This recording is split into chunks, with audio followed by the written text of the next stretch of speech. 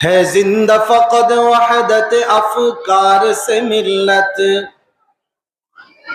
है जिंदा फकद वहदत अफकार से मिल्लत, वहदत हो फना जिससे वो इल्हाम भी इल्हाद, वहदत हो फना जिससे वो इल्हाम भी इल्हाद, वहदत की हिफाजत नहीं बेक़ुव्वत बाजू, वहदत की हिफाजत नहीं बेक़ुव्वत बाजू, आती नहीं कुछ काम यहाँ अक्ल खुदा दाद, आती नहीं कुछ काम यहाँ अक्ल खुदा दाद। ऐ मर्द खुदा, ऐ मर्द खुदा तुझको वो कुव्वत नहीं हासिल, जा बैठ किसी गार में अल्लाह की को कर याद, मिस्कीन व महकूमी व नौमीद ये जावेद, मिस्कीन व महकूमी व नौमीद ये जावेद, जिनका ये तस्वुर हो वो इस्लाम कर ईजाद। मुल्ला को जो है, मुल्ला को जो है हिंद में सिजदे की इजाजत, ना दाए समझता है कि इस्लाम है आजाद, ना दाए समझता है कि इस्लाम है आजाद। अल्लाह बोलेन या अय्युहल्लज़ीना आमनू ला तक़रबुस सलाता व अंतुम सुकारा। अल्लाह ताला बोलेन या अय्युहल्लज़ीना आमानू, हे আমার ইমানদার বান্দারা, লা তাকরাবুস সালাত, তোমরা নামাজের ধারে কাছেও যাও না, ওয়া আনতুম সুকারা, এমন অবস্থায় যখন তোমরা নেশাগ্রস্ত থাকবা। কি অবস্থায় বলেন তো? এখানে নামাজের ধারে কাছেও যেতে নিষেধ করছেন, কোন অবস্থায়? এখন কেউ যদি কয় কোরআনে আছে নামাজের ধারে কাছেও যাইতে না, এইজন্য আমরা নামাজের ধারে কাছে যাই না, বলেন ও ভালো মানুষটা পাগল? صلي على محمد وعلى آل محمد كما صليت على إبراهيم وعلى آل إبراهيم إنك حميد مجيد। اللهم بارك على محمد وعلى آل محمد كما باركت على إبراهيم وعلى آل إبراهيم إنك حميد مجيد। বার্ষিক ওয়াজ ও দোয়ার মাহফিলের অত্র অধিবেশনের সম্মানিত সভাপতি হযরত উলামায়ে কেরাম, মুরব্বিয়ান ইজাম, আমার সামনে উপবিষ্ট দিন প্রিয় ইসলাম প্রিয় তৌহিদি জনতা, পর্দার অন্তরালে অপেক্ষমান আমার শ্রদ্ধেয় মা বোনেরা, রব্বে করিমের আলিশান দরবারে লক্ষ কোটি শুকর ও সুজুদ, যেই মহান রব্বে করিম আমাদেরকে এই মহতি মজলিসে, কোরআনের মজলিসে কোরআন এবং হাদিস থেকে আলোচনা করার এবং শোনার জন্য আসার বসার তৌফিক এনায়েত করেছেন। এই জন্য সকলেই দিল থেকে সমস্বরে কালিমাতুশ শুকর আদায় করি আলহামদুলিল্লাহ। যেহেতু কুলাল মহল যুব সমাজ এবং এলাকাবাসীর উদ্যোগে আজকের এই আয়োজন, এই জন্য আমি আমার আলোচনার বিষয়বস্তু ঠিক করেছি বিশেষ করে যুব সমাজকে উদ্দেশ্য করেই। বর্তমান সময়ে আমাদের দেশে, সারা দেশের পরিস্থিতি এমন যে যুব সমাজ ধ্বংসের দিকে চলে যাচ্ছে। যুব সমাজের চারিত্রিক অবক্ষয়ের কারণে সমাজের ভিতরে বিশৃঙ্খলা আর অশান্তি তৈরি হচ্ছে। এই জন্য যুব সমাজ যদি ঠিক হয়ে যায় তাহলে ওই সমাজ অতি দ্রুত ঠিক করে ফেলা সম্ভব। কারণ যুব সমাজ, এলাকার যুবকরা হচ্ছে সমাজের মেরুদণ্ড। একজন মানুষ সুস্থ সবলভাবে চলাফেরা করার জন্য যেমন মেরুদণ্ড সুস্থ থাকা প্রয়োজন, অনুরূপভাবে বর্তমান সময়ে সমাজ সুন্দরভাবে পরিচালিত হওয়ার জন্য যুব সমাজ সুশৃঙ্খলভাবে চলাফেরা করা এটা অত্যন্ত গুরুত্বপূর্ণ। কথা বলেন ঠিক না? ঠিক। এজন্য বর্তমান সময়ে আমাদের যুব সমাজ নষ্ট হচ্ছে কেন এবং এই নষ্ট হওয়ার প্রতিকার কি, সংক্ষিপ্ত সময় এই ব্যাপারে কিছু আলোচনা করার চেষ্টা করব। আল্লাহ তৌফিক দান করুক, সকলেই বলি আমিন। বর্তমান সময়ে আমাদের যুব সমাজ নষ্ট হচ্ছে মৌলিক চার কারণ। কয় কারণ? জোরে বলেন, কয় কারণ? চার কারণ। এই চার কারণ থেকে যদি আমাদের যুব সমাজদেরকে উঠিয়ে নিয়ে আসা যায়, এই চার কারণ থেকে যদি আমাদের যুব সমাজদেরকে বাঁচানো যায়, তাহলে যুব সমাজদেরকে ভালো পথে পরিচালনা করা সহজ হয়ে যাবে। তো আমি আপনাদের সামনে পবিত্র কোরআনে কারীমের সূরা মাঈদার 90 নম্বর আয়াতে কারীমা তেলাওয়াত করেছি। এই আয়াতের মধ্যে আমার আলোচনার প্রথম কারণটার সম্পর্কেই আলোচনা। তো কয় কারণে আমাদের যুব সমাজ নষ্ট হচ্ছে? জোরে বলেন, কয় কারণ? চার কারণ। এর ভিতরে এক নম্বর কারণ হচ্ছে আমাদের সমাজের যুবক ভাইরা নষ্ট হচ্ছে যেই কারণ, সেটা হচ্ছে মাদক। বলেন, মাদকের কারণে আমাদের যুবক ভাইরা নষ্ট হচ্ছে কি হচ্ছে না? এক নম্বর কারণ। দুই নম্বর কারণ যুব সমাজ নষ্টের দ্বিতীয় নম্বর কারণ হচ্ছে আমাদের সমাজের ভিতরে বিভিন্ন জায়গায় জুয়া আর ক্যাসিনো আছে না নাই? এই কারণেও আমাদের যুব সমাজ নষ্ট হচ্ছে। তৃতীয় নম্বর কারণ হচ্ছে আমাদের যুব সমাজ নষ্টের তৃতীয় নম্বর কারণ নিজের পছন্দের ব্যক্তিকে শরীয়ত বহির্ভূত বিষয়ে অন্ধভাবে অনুসরণ করা। শরীয়তকে মাইনাস করে দিয়ে নিজের পছন্দের ব্যক্তিকে অন্ধ অনুসরণ করা। কি বললাম? শরীয়তকে মাইনাস করে দিয়ে নিজের পছন্দের ব্যক্তি অথবা দলকে অন্ধভাবে অনুসরণ করা। বলেন, আমাদের সমাজে অন্ধভাবে অনুসরণ করার মানুষ আছে না নাই? চতুর্থ নম্বর কারণ অশ্লীলতা, বেহায়াপনা, জিনা, ব্যভিচার। বলেন, এই চারটা জিনিস বর্তমান সময়ে আমাদের সমাজে আছে না নাই? আর এই চারোটা অংশের ভিতরে কারা সবচেয়ে বেশি জড়িত? যুব সমাজ। সুতরাং এই চারটার মধ্যে যারা সংশ্লিষ্ট, চারটার মধ্যে যারা জড়িত, তাদেরকে যদি আমরা সতর্ক করে দিতে পারি, কোরআন সুন্নাহর বাণীগুলো যদি তাদের কানে পৌঁছায় দিতে পারি, তাহলে ওই যুবকদেরকে রবের দিকে ফিরিয়ে আনা সহজ হবে কি হবে না? দেখেন, বর্তমান সময়ে আমাদের সমাজের মধ্যে সরকার বিভিন্ন ভাবে আইন করে কি করে না? যেমন মাদক ধরেন, বিভিন্ন জায়গায় দেয়ালে দেয়ালে লেখা থাকে মাদককে না বলুন। সৌজন্যে মাদক নিয়ন্ত্রণ অধিদপ্তর। আচ্ছা বলেন তো, মাদক কি নিয়ন্ত্রণের বিষয় না নির্মূলের বিষয়? নির্মূলের বিষয়। নিয়ন্ত্রণ আর নির্মূলের মধ্যে পার্থক্য কি?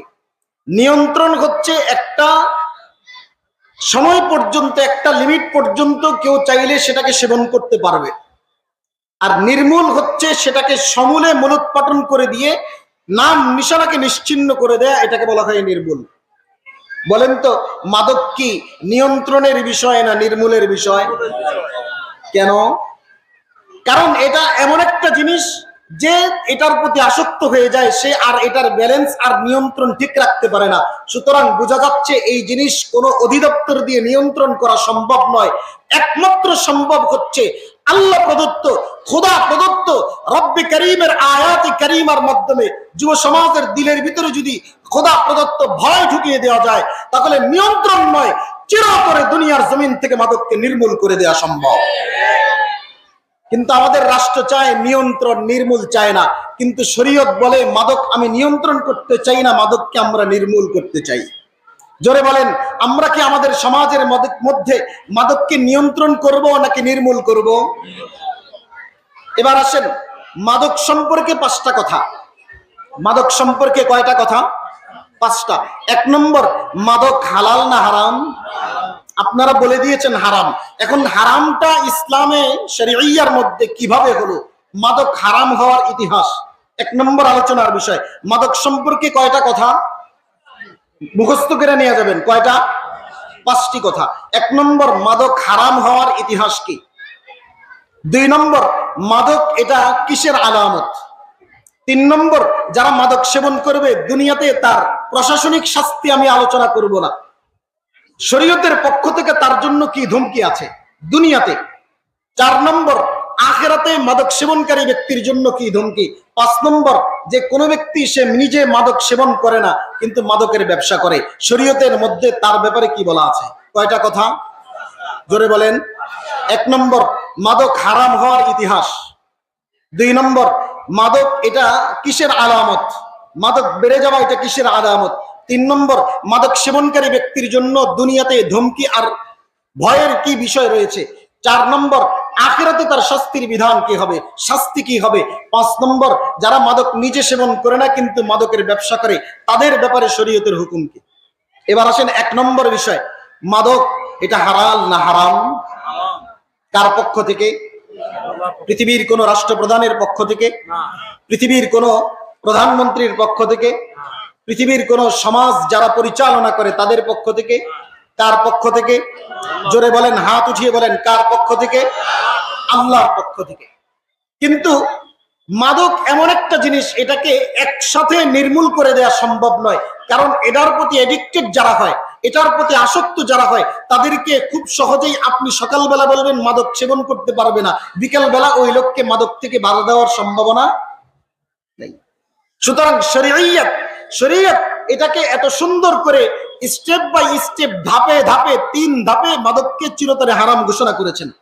হযরত ওমর ফারুক রাদিয়াল্লাহু তাআলা আনহু ইসলামের আগেও তিনি স্বচ্ছ মেজাজের অধিকারী ছিলেন, যদিও তিনি মুহাম্মদুর রাসূলুল্লাহ সাল্লাল্লাহু আলাইহি ওয়াসাল্লামকে হত্যা করার জন্য গিয়ে তিনি নিজেই হেদায়েতের আলোয় আলোকিত হয়েছেন, কিন্তু মাদকের ব্যাপারে তিনি ইসলামের আগেও যেমন ছিলেন, ইসলামের পরেও তেমন। মুসলমান হওয়ার পরে হযরত ওমর ফারুক রাদিয়াল্লাহু তাআলা আনহু তিনি মাদকের ব্যাপারে দোয়া করতেছেন, আল্লাহুম্মা বায়্যিন লানা ফিল খামরি বায়ানান শাফিয়া। আল্লাহ, আপনি মাদকের ব্যাপারে সুস্পষ্ট একটা বর্ণনা দেন। তো আল্লাহ তাআলা প্রথম ধাপে আয়াত নাজিল করলেন। আল্লাহ তাআলা বলেন, ইয়াসআলুনাকা আনিল খামরি ওয়াল মাইসির কুল ফীহিমা ইসমুন কাবীর ওয়া মানাফিউ লিন-নাস ওয়া ইসমুহুমা আকবারু মিন নাফইহিমা। আল্লাহ তাআলা কোরআনে কারীমের মধ্যে মুহাম্মদুর রাসূলুল্লাহ সাল্লাল্লাহু আলাইহি ওয়াসাল্লামকে লক্ষ্য করে আয়াত নাযিল করলেন মাদকের ব্যাপারে। সর্বপ্রথম আয়াত আল্লাহ তাআলা বলেন, ইয়াসআলুনাক, হাবিব আপনাকে আমার বান্দারা, আপনার উম্মত জিজ্ঞাসা করবে, 2 জিনিস সম্পর্কে জিজ্ঞাসা করবে। ইয়াসআলুনাকা আনিল খামরি ওয়াল মাইসির, মাদক এবং জুয়া সম্পর্কে জিজ্ঞাসা করবে। এখানে খামরুন শব্দের অর্থ মদ। খামরুন শব্দের অর্থ কি? মদ। তবে আমি এখানে তর্জমা করছি মাদক, মানে মদ শুধুমাত্র যেটা পানি জাতীয় এটাই নয়, বরং যত কিছু আছে যেটার নেশার সৃষ্টি করে সমস্ত জিনিস মাদকের অন্তর্ভুক্ত। হাদিসের মধ্যে আছে, কুল্লু মুস্কিরিন খামরুন ওয়া কুল্লু খামরিন হারাম, সমস্ত নেশা জাতীয় দ্রব্য এটা মদ। তাহলে আমাদের দেশে বর্তমান সময়ে যত ধরনের নেশা জাতীয় দ্রব্য আছে, গাছের পাতা, ভিটামিন ট্যাবলেট, সিরাপের বোতল, যা আছে আপনারা যা বুঝেন, মাদক বলতে যত কিছু বুঝেন সমস্ত কিছুই এখানে খামরুনের অন্তর্ভুক্ত। তাহলে আল্লাহ তাআলা বলেন, ইয়াসআলুনাকা আনিল খামরি ওয়াল মাইসির, আপনার উম্মত আপনাকে 2টা জিনিস সম্পর্কে জিজ্ঞাসা করবে। 1 নম্বর, আপনার উম্মত আপনাকে মাদক সম্পর্কে জিজ্ঞাসা করবে। 2 নম্বর, ওয়াল মাইসির, জুয়া সম্পর্কে জিজ্ঞাসা করবে। আপনি তাদেরকে বলে দিবেন, কুল ফীহিমা ইসমুন কাবীর, মাদক এবং জুয়া উভয়টার মধ্যেই অনেক বড় গুনাহ আছে। কুল ফীহিমা ইসমুন কাবীর ওয়া মানাফিউ লিন-নাস। আল্লাহ তাআলা বলেন, হাবিব আপনি আপনার উম্মতকে জানায়া দেন, মাদকের মধ্যে অনেক বড় গুনাহ আছে এবং মানুষের জন্য অনেক উপকারও আছে। বলেন, মদের মধ্যে উপকারও আছে, গুনাহও আছে। তাহলে কয় জিনিস পাওয়া গেল? জোরে বলেন, কয় জিনিস? 2 জিনিস পাওয়া গেল মাদকের মধ্যে। 1 নম্বর, আল্লাহ তাআলা বলেন ইসমুন কাবীর, এটার মধ্যে অনেক বড় অপরাধ আছে, বড় গুনাহ আছে। 2 নম্বর, ওয়া মানাফিউ লিন-নাস, এটার মধ্যে অনেকের অনেক উপকারও আছে। তবে আল্লাহ তাআলা পরক্ষণেই বলেন, ওয়া ইসমুহুমা আকবারু মিন নাফইহিমা, তবে উপকার আর ক্ষতির দিক বিবেচনা করলে ক্ষতির দিকটা উপকারের চাইতে বেশি। ক্ষতির দিকটা উপকারের চাইতে বেশি। প্রথম ধাপে যে আয়াত আল্লাহ নাজিল করলেন এটার মধ্যে বলেন মাদকের মধ্যে উপকারও আছে, ক্ষতিও আছে, তবে ক্ষতির দিকটা উপকারের তুলনায় বেশি। আর শরীয়তের মধ্যে একটা বিষয় আছে, কোন একটা উসুল আছে, মূলনীতি আছে। কোন একটা জিনিসের মধ্যে যখন উপকার এবং ক্ষতি দুইটাই থাকে, তখন ক্ষতির দিকটা প্রাধান্য পায়। ক্ষতির দিকটা কি পায়? প্রাধান্য পায়। তো সাহাবাই কেরামের মধ্যে দুই ভাগ হয়ে গেল। এক ভাগ বলতেছে যেহেতু উপকার আছে তার মানে খাইলেও কোনো সমস্যা নাই। আরেক ভাগ বলতেছে যেহেতু উপকারের চাইতে ক্ষতি বেশি, সুতরাং আমরা এখন থেকে আর মদ সেবন করব না। দেখেন এখানে কিছুটা নিয়ন্ত্রণ হয়েছে কি হয় নাই? জোরে কন্যা, নিয়ন্ত্রণ হয়েছে কি হয় নাই? এভাবে কিছুদিন চলার পরে একটা ঘটনাকে কেন্দ্র করে আল্লাহ তাআলা আরেকটু নিয়ন্ত্রণ করলেন। হযরত আব্দুর রহমান ইবনে আউফ রাদিয়াল্লাহু তাআলা আনহু, তখনও মদ হারাম ঘোষণা হয় নাই, শুধু বলছে উপকারও আছে ক্ষতিও আছে। হযরত আব্দুর রহমান ইবনে আউফ রাদিয়াল্লাহু তাআলা আনহু তার বাসায় কিছু সংখ্যক সাহাবায়ে কেরামদেরকে দাওয়াত দিলেন। তারা সবাই খাবার দাবার শেষ করার পরে, আমাদের দেশে বর্তমানে মেহমানদেরকে খাবার দাবার শেষ করার পরে মজো কোল্ড ড্রিঙ্কস দেয় কি দেয় না? ওই সময় খাবার দাবার শেষ করার পরে অথবা খাবার দাবারের সাথে মাদক মদ কি করতো? গ্লাসে করে দেয়া হতো। তো হযরত আব্দুর রহমান ইবনে আউফ তার মেহমানদেরকে খাওয়ানোর পরে তিনি আবার মদ দিলেন। মদ দিয়ে সবাই মদ খাইলেন। খাওয়ার পরে তখন তাদের মাতলামি অবস্থা চলে আসছে। ওই সময়টা ছিল মাগরিবের আগ মুহূর্তে। কোন সময়? মাগরিবের আগ মুহূর্তে। পরক্ষণেই তারা মাগরিবের আজানের ধ্বনি শুনে তারা ইমামতিতে একজনকে পাঠিয়ে দিলেন। তাদের থেকেই একজন, তাকে পাঠিয়ে দেওয়ার পরে তিনি নামাজের ইমামতির মধ্যে দাঁড়ায়া সূরা কাফিরুন তেলাওয়াত করতেছেন। সূরা কাফিরুনের মধ্যে এক আয়াত আছে, লা আ'বুদু মা তা'বুদুন, তোমরা যে মূর্তির পূজা করো এই মূর্তির পূজা আমি করি না।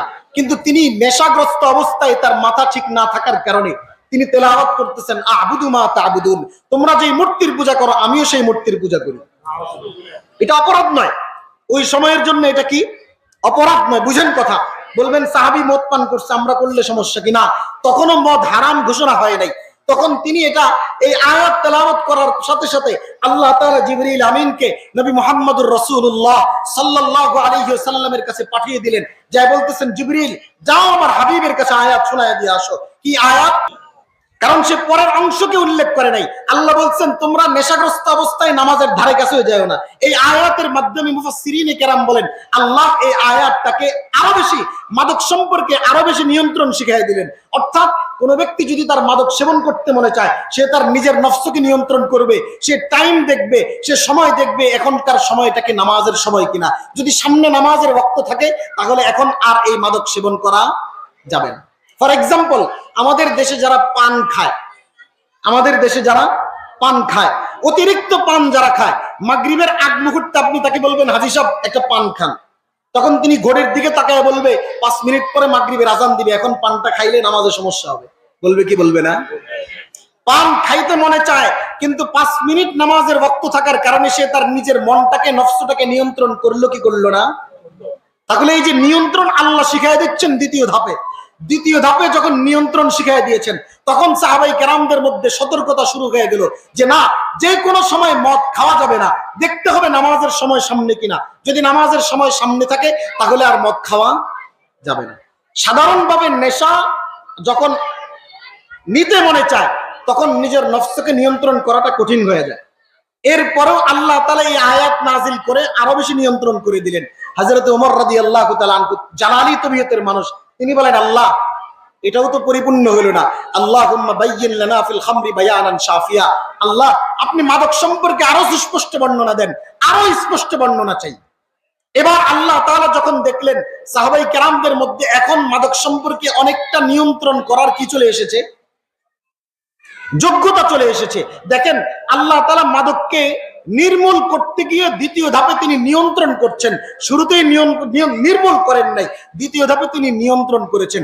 আপনাদের কাছে আমার একটা প্রশ্ন, বলেন তো আমাদের দেশে, আমাদের রাষ্ট্রীয় আইনে মাদক দ্রব্য নিয়ন্ত্রণ অধিদপ্তর যারা আছে, তারা আজ থেকে নিয়ে যতদিন থেকে নিয়ে শুরু করে এই মাদক দ্রব্য অধিদপ্তর, নিয়ন্ত্রণ অধিদপ্তর সৃষ্টি হয়েছে, কোনোদিন কি তারা এই কথা লিখেছে? কোনোদিন কি তারা এই কথার প্রচার করেছে মাদক দ্রব্য নির্মূল অধিদপ্তর লিখেছে? জোরে কোন না? শুরু থেকে নিয়ে এই পর্যন্ত তাদের একটাই স্লোগান, মাদক দ্রব্য নিয়ন্ত্রণ অধিদপ্তর। আর আল্লাহ বলেন আমি আল্লাহর চ্যালেঞ্জ হচ্ছে মাদক নির্মূল অধিদপ্তর করা। আমার কোরআনের বিধান দিয়ে মাদককে চিরতরে নির্মূল ঘোষণা করা, এটাই আমার চ্যালেঞ্জ। আল্লাহ তাআলা দ্বিতীয় ধাপে মাদককে নিয়ন্ত্রণ করলেন। যখন দেখলেন এবার সাহাবাই কেরামদের ভিতরে এই কথা মেনে নেওয়ার যোগ্যতা তৈরি হয়েছে, যে এবার যদি আমি আল্লাহ তাআলা সুস্পষ্টভাবে যদি বলে দেই তোমাদের জন্য মাদক আজকের পর থেকে হারাম ঘোষণা করা হয়েছে, তারা মেনে নিতে পারবে। এই যোগ্যতা তাদের দিলের ভিতরে যখন তৈরি হয়েছে, আল্লাহ তাআলা তৃতীয় ধাপে মাদককে চূড়ান্তভাবে হারাম ঘোষণা করলেন। চূড়ান্তভাবে মাদককে কি করলেন? হারাম ঘোষণা করলেন। সূরা মাইদার 90 নম্বর আয়াতে কারিমা নাযিল করার মাধ্যমে আল্লাহ বলেন, ইয়া আইয়ুহাল্লাযীনা আমানু ইন্নামাল খামরু ওয়াল মাইসিরু ওয়াল আনসাবু ওয়াল আজলামু রিজসুন মিন আমালিশ শাইতান। আল্লাহ তাআলা সূরা মাইদার 90 নম্বর আয়াতের মধ্যে চারটা জিনিস উল্লেখ করেছেন। এক নম্বর বলেন ইন্নামাল খামরু মাদক, ওয়াল মাইসিরু জুয়া, ওয়াল আনসাব লটারি যা তোমরা ধরো, ওয়াল আজলাম দেবদেবীর নামে যা তোমরা উৎসর্গ করো, এই চারটা জিনিস, ওয়াল আজলামু রিজসুন নাপাক মিন আমালিশ শাইতান, চারটা জিনিস উল্লেখ করার পরে দুইটা কথা উল্লেখ করেছেন। এক নম্বর বলেছেন রিজসুন অর্থ নাপাক, দুই নম্বর মিন আমালিশ শাইতান এটা হচ্ছে শয়তানের কাজ। এবার বলেন এই চারটা জিনিস, এক নম্বর মাদক সেবন করা, দুই নম্বর জুয়া খেলা, তিন নম্বর লটারি ধরা, চার নম্বর দেবদেবীর নামে উৎসর্গ করা অথবা নিজের পীর বাবার নামে উৎসর্গ করা জিনিস হালাল না হারাম? শুধু হারামই নয়, এই আয়াতে কারীমার মধ্যে আল্লাহ তাআলা বলছেন এক নম্বর রিজসুন অর্থ নাপাক। জোরে বলেন সবাই, রিজসুন অর্থ কি? রিজসুন অর্থ কি? নাপাক। আচ্ছা বলেন তো আমাদের দেশে গরুর মলমূত্র পাক না নাপাক? মানুষের মলমূত্র পাক না নাপাক? আল্লাহ বললেন মদও নাপাক, কোরআনে বললেন পেশাবও নাপাক। কোরআনে বললেন পেশাব নাপাক, মানুষের মলমূত্র নাপাক, মাদকও নাপাক। বলেন দুই নাপাকের মধ্যে